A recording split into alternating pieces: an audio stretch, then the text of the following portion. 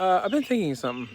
There comes a point in every man's life where he looks in the mirror, not to check his face, but to confront his formation. And then he realizes something's off. He's got faith, but he's not free.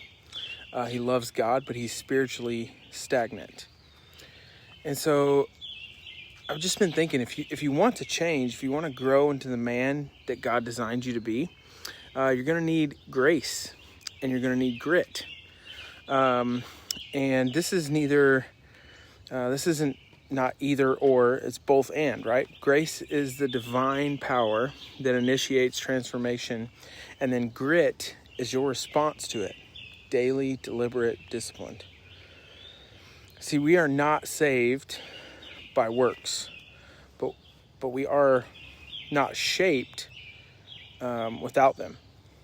And what I see happening today in a lot of men, they have one of two problems. Okay, some are grinding in their own strength, trying to fix their souls with performance and pressure, but they're actually like worn out, right? Because self-help can't change what only the Spirit can heal. And others I see are drifting. Like they talk about grace while never growing in obedience. They've confused passivity with trust. But I just wanted to tell you, grace is not opposed to effort. Grace is opposed to earning. Okay? And there's a difference.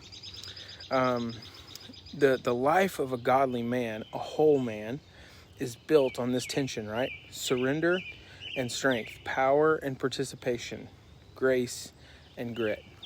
So you're never going to become the man God destined you to be by accident. It's going to take both dependence on the Spirit and devotion in the secret place. And so grace is God doing what you could never do. Grit is you doing what he has now empowered you to do. Does that make sense? But listen, okay? I think a lot of people are experiencing like a spiritual dryness, right? If you're spiritually dry, you find yourself in this dry place, emotionally unstable, mentally worn, physically undisciplined, it's not because God isn't present. It's because somewhere what's happened is you've disconnected from grace and you've stopped showing up with grit. And so you can't conquer what you won't confront, right? You can't grow in what you won't give attention. And so let me put some Bible on it for a second. Paul understood this in 1 Corinthians 15, verse 10, where he says, "By the grace of God, I am what I am, and his grace toward me was not in vain. No, I worked harder than all of them, yet not I, but the grace of God that was with me." You see it? He worked hard. Paul worked hard. He showed up. He put in the effort. But he knew that fuel was the grace. This is how spiritual maturity is formed. I've been thinking a lot about spiritual maturity and formation lately. And I've been thinking about grace and grit. And grace is the root.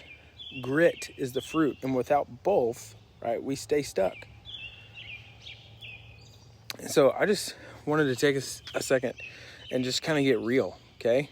Talk about how grace and grit intersect with your spiritual life. Like how you wake up and walk with power, how it intersects with your body, why your health is part of your witness, how it intersects with your mind, how to take thoughts captive and win battles in the unseen, how it intersects with your emotions, how to feel deeply and still lead wisely.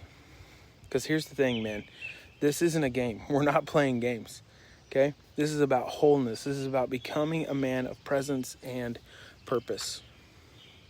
And so if you're watching this, here's what I want to challenge you with. Give you some practical action today. These are things that I have been doing in my own life. Take 10 minutes. Just 10, okay?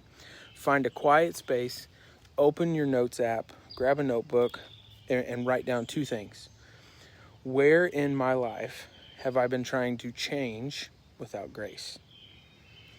And then 2, where in my life have I been waiting on grace without showing grit?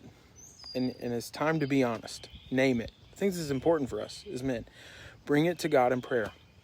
Then write one small specific action you can take this week to realign. Maybe for you, it's waking up 30 minutes earlier. Maybe it's deleting an app. Maybe it's texting a brother and confessing where you have been stuck. Listen, grace is available, and then grit is your response out of that. Got to start today. And so I think this journey that I kind of found myself on isn't about hype. It's about holiness, right? And I want to take you along. I want to walk with you. Let's become men of grace and grit.